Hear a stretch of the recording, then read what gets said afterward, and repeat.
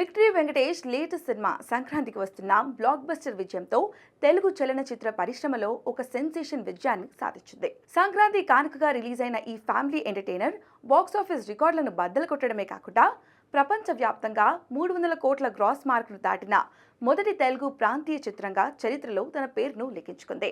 Senior హీరోలలో 300 కోట్ల gross ను అందించిన మొదటి హీరోగా వెంకీ మరో రికార్డు నెలకొల్పాడు. సంక్రాంతికి కానుకగా జనవరి 14 విడుదలైన ఈ సినిమా ఇప్పటి వరకు 303 కోట్లకు పైగా గ్రాస్ వసూలు చేసినట్లుగా మేకర్స్ ప్రకటించారు.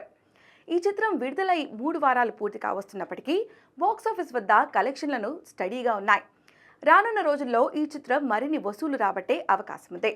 అటు నిర్మాతలు, ఇటు పంపిణీదారులు మరియు ఎగ్జిబిటర్లకు కనీవిని ఎరగని స్థాయిలో తెలుగు సినిమా చరిత్రలో అత్యంత లాభదాయకమైన సినిమాగా సంక్రాంతికి వస్తున్నాం నిలిచింది.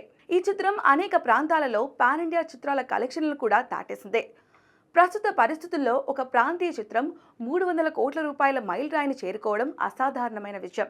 దాన్ని సుసాధ్యం చేసి చూపించాడు వెంకీ. అక్కడ ఇక్కడ అని తేడా లేకుండా అన్ని చోట్ల సంక్రాంతికి వస్తున్నాం లాభాల పంట పండించింది. ఫైనల్ రన్లో ఈ సినిమా ఎక్కడి వరకు వెళ్లి ఆగుతుందోనని ట్రేడ్ వర్గాలు చర్చించుకుంటున్నాయి. హిట్ మేకర్ అనిల్ రావుపూడి దర్శకత్వం వహించిన ఈ సినిమాను శ్రీ వెంకటేశ్వర క్రియేషన్స్ బ్యానర్ పై దిల్ రాజు నిర్మించారు. బిఎం సిస్రోలియా సంగీతాన్ని అందించారు. మీనాక్షి చౌదరి, ఐశ్వర్య రాజేష్లు హీరోయిన్లుగా నటించారు.